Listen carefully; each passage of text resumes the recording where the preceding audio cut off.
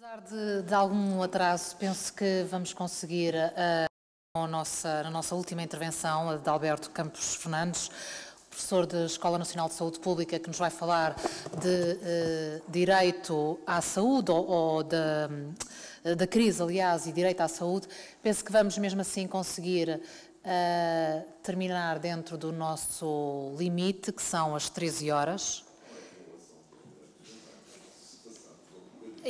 Sim, mas só para dar uma indicação de tempo para reposicionar aqui o horário, uma vez que já não bate certo com o que estava programado, mas justamente permitindo aqui uma excepcionalidade perfeitamente aceitável, uma vez que não há nenhuma emergência, que eu saiba. Penso que podemos então avançar para depois irmos ainda ao debate e depois por fim à entrega dos diplomas. Muito obrigada. Muito obrigado. Permita-me que, na pessoa da nossa moderadora, a doutora Teresa Pina, saúde o painel, naturalmente cumprimento o gentil convite do professor Eduardo Paes Ferreira e do Dr. Vítor Nogueira. Falar em último lugar levanta, para além dos terceiros problemas, ou dos três problemas aqui evocados, do não falar castelhano e de não, e salvo erro, de falar depressa, cria de facto uma emergência linguística ou de oratória que me impõe a mim falar de facto um pouco mais depressa para comprimir o tempo e deixar espaço para aquilo que me parece mais vital e mais interessante, que é o debate que aqui está anunciado no programa. Por outro lado, permite-me também ter esta vontade de, não sendo jurista, não ter a estultícia de, na casa dos juristas e das ciências jurídicas, vir falar da ciência jurídica, sobre a qual eu, de facto, não tenho nenhuma competência. Portanto, a minha apresentação vai ser uma apresentação, se quiserem, um pouco fora da caixa ou fora daquilo que foi o ambiente das brilhantes e notáveis comunicações anteriores, de alguém que olha ao sistema de saúde mais do lado da perspectiva da gestão e das políticas e que procura sobrevoá-lo naquilo que tem sido a violência desta hostilidade social que temos vivido, desta hostilidade, podemos mesmo dizer, política, e que tem feito também o sistema de saúde sofrer de uma forma que, para muitos, será efetivamente pouco perceptível. Bom, nós não podemos ignorar que Portugal não está isolado do mundo, esteja na situação de debilidade económica ou de restrição orçamental em que se encontra, não está isolado do mundo, sobretudo não está isolado no mundo numa fatalidade que é mais uma fatalidade de natureza demográfica e de natureza social. Nós estamos confrontados hoje no concerto dos países que integram a União, como com a circunstância de sermos o país mais envelhecido. Não só mais envelhecido em estoque, se quiserem, mas sobretudo mais envelhecido em dinâmica. Temos, portanto, um problema que acresce ao problema dos impactos da restrição económica e financeira que aqui tem sido referida. Por outro lado, sendo mais envelhecidos, temos uma carga de doença crónica que é mais importante e temos, consequentemente, uma necessidade de olhar o sistema de saúde de uma maneira diferente. Por outro lado, sendo pobres, não ficamos imunes, e eu diria bem, àquilo que é o admirável mundo novo da tecnologia e da inovação tecnológica. Nós temos acesso e queremos ter acesso àquilo que de melhor a ciência faz, na sua invenção, na sua criatividade e na capacidade de aportar ao tratamento das doenças e dos doentes soluções novas. Discute-se hoje, nos dias de hoje, nestes dias que correm, por exemplo, o acesso ao mercado português de um fármaco que trata e cura a hepatite C. A hepatite C é uma doença mortal, é uma doença que mata e que tem, de facto, um percurso inexoravelmente difícil e complexo. Atinge, estima-se em Portugal, mais de 100 mil portugueses. A solução terapêutica que está para chegar ao mercado custa cerca de 30 a 50 mil euros por tratamento por ano. Significaria que, se Portugal quisesse tratar estes doentes todos, e devia tratá-lo, precisaria de 2,1 mil milhões de euros, o que são 30% do orçamento total em sede de despesa pública para a saúde. Por outro lado, a saúde é sobretudo um exercício de expectativas. Falámos aqui muito de direitos de liberdade e direitos sociais, mas não falámos daquilo que me parece ser um direito muito relevante no plano da subjetividade, que é o direito à esperança e o direito à expectativa legítima por ter uma boa vida e por viver mais anos, mas mais anos com qualidade de vida. Falarei disso mais à frente, a propósito desta crueldade de nos fazerem envelhecer em tempo, em quantidade, mas não em qualidade. Há uma grande perturbação neste círculo, ou neste jogo de equilíbrios, em que os Estados se comprometem no âmbito daquilo que são as suas obrigações de dever de qualidade de políticas públicas, de garantir em sede do sistema de saúde equilíbrios entre o acesso, a equidade, a sustentabilidade, tendo em conta a especificidade da saúde, do setor e aquilo que deve ser a nobreza dos objetivos das políticas de saúde. Há também um desprezo muito negativo e eu diria até pouco útil do ponto de vista político, ao não considerar a saúde como um motor para o desenvolvimento humano e, consequentemente, para o desenvolvimento da economia. O país pode beneficiar muito de uma aposta na saúde em termos de prioridade política. Nunca em Portugal, na democracia, a saúde foi considerada uma prioridade política. Recordar-se-ão, certamente, das paixões pela educação, das paixões pela justiça, mas de um completo desapaixonamento pela saúde. Ora, a saúde é indutora do desenvolvimento das pessoas, mas é fortemente indutora do desenvolvimento económico também dos países. Também não podemos ser irresponsáveis e nestes últimos 3 anos nós temos sido, sobretudo, aqueles que de alguma forma se têm distanciado desta hostilidade, desta brutalidade, se quiserem, deste bullying sobre as pessoas em nome de uma qualquer ciência nova que se apelidou ou autodesignou de, digamos, destruição criativa. Nós não podemos ser insensíveis à realidade e a realidade diz-nos que o crescimento da proteção de alguns direitos, nomeadamente da proteção em saúde, significa mais despesa. E significa despesa, por vezes, completamente disruptiva. Dei-vos o exemplo há pouco de um medicamento, uma doença, 2,2 mil milhões de euros. E também não nos podemos esquecer que a Europa toda tem problemas de disrupção financeira. Eu há poucos, antes da crise, estava numa reunião em Geneve com pessoas ligadas à Organização Mundial de Saúde, ao Fundo Monetário Internacional e à OCDE, e num almoço tive a ocasião de assistir a uma conversa com uma senhora alemã que me dizia muito preocupada ou falava sobre as rupturas orçamentais no sistema de saúde e no sistema de financiamento alemão. E, portanto, é um problema que não é exclusivamente português, é um problema de lidar com os direitos de acesso, com os direitos de acesso, sobretudo, a cuidados de qualidade.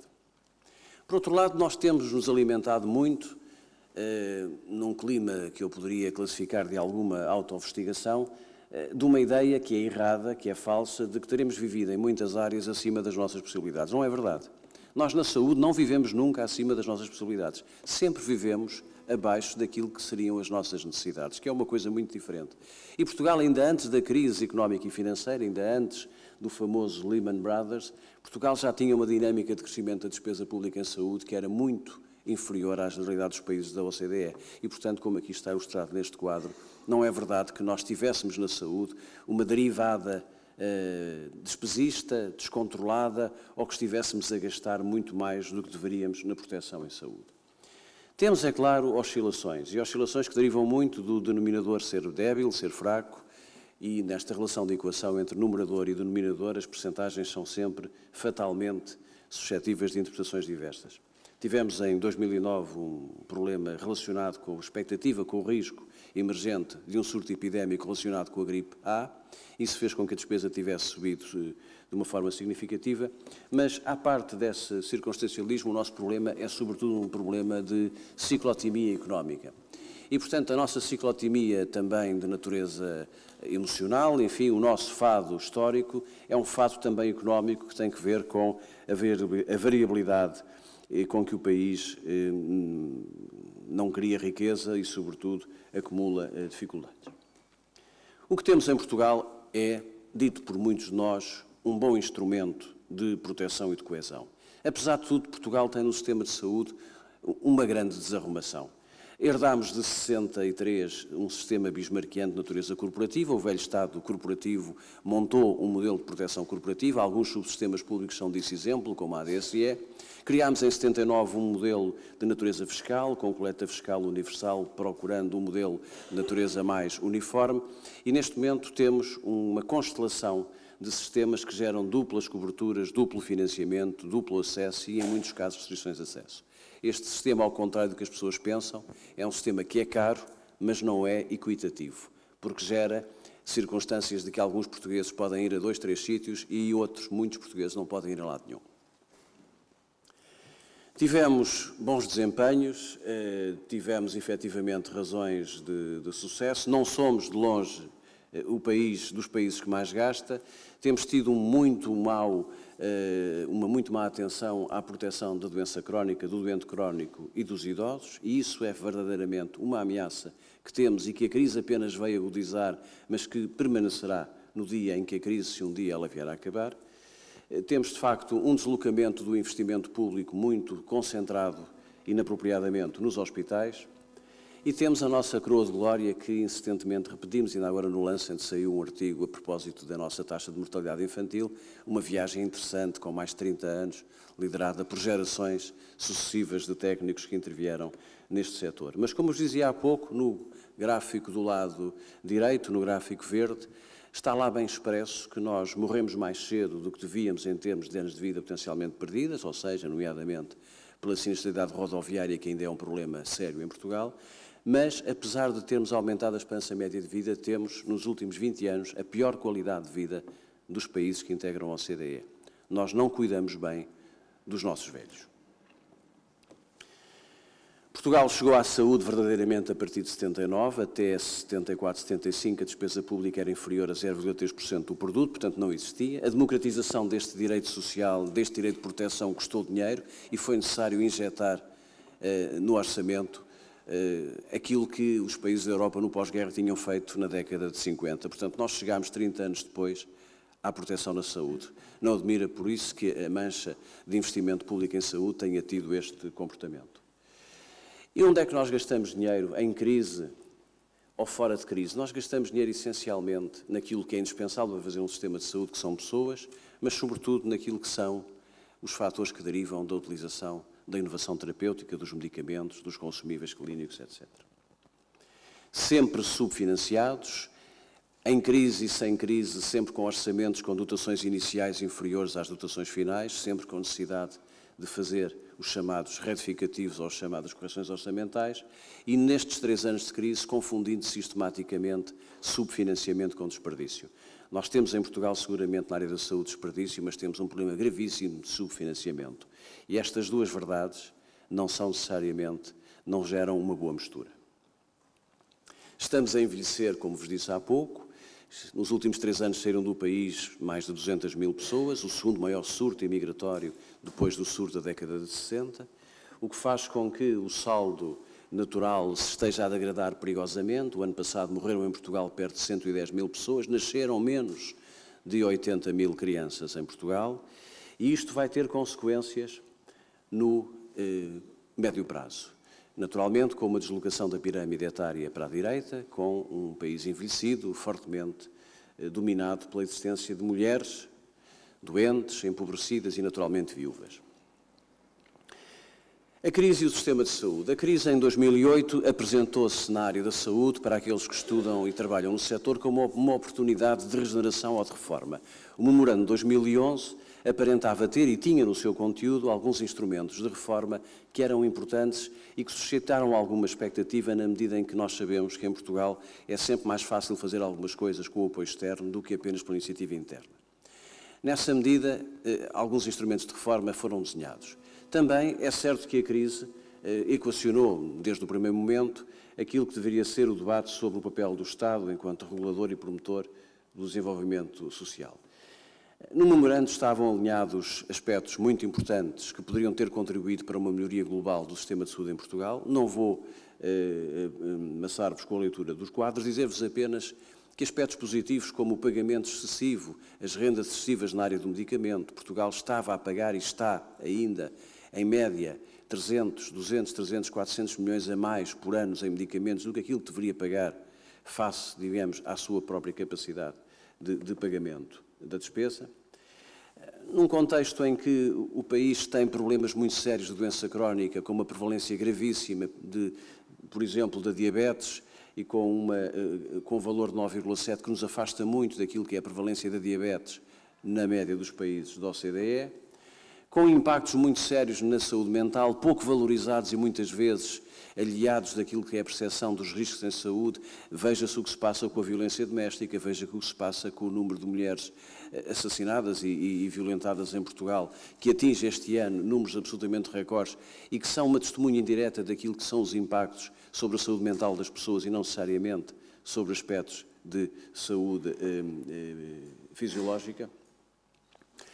Um aspecto também muito sensível, que é o abandono da ida ao sistema de saúde de doentes idosos e doentes crónicos, relacionado com dificuldade de transporte e incapacidade de pagar as deslocações e até de comprar a medicação, bem ilustrada por aquilo que tem sido o deslaçamento dos equilíbrios salariais e do rendimento, em que Portugal se está claramente a sul-americanizar e a regredir para uma trajetória que nos aponta para a década de 60 ou década de 70, com rendimentos capitacionais equivalentes aos da Grécia e com dificuldades, naturalmente, de aquisição de bens essenciais e também de consumos em saúde, e com risco, por vezes, agravado nos grupos que nós, em saúde, consideramos como os grupos mais vulneráveis, quais sejam as crianças e os idosos.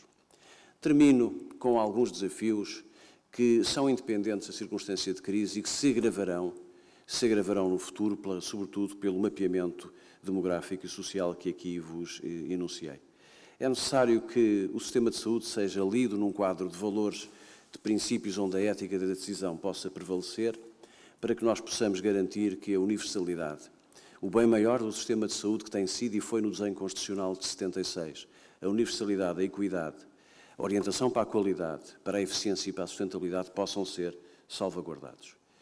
Para que se termine este caminho errado e insustentável de agravar os pagamentos diretos que têm vindo a ser feito nos últimos anos em Portugal. Portugal é o segundo país da União alargada com maior taxa de pagamentos diretos, ou seja, para além daquilo que nós pagamos pela coleta fiscal e por via fiscal indiretamente, os portugueses pagam 32 euros em cada 100 de pagamentos diretos por consumos em saúde. Isto torna, na definição da própria Organização Mundial de Saúde, acima de 20% de pagamentos diretos, a situação configura-se como de barreiras económicas ao acesso e não há dúvida que Portugal há muito tempo ultrapassou esta zona das barreiras económicas.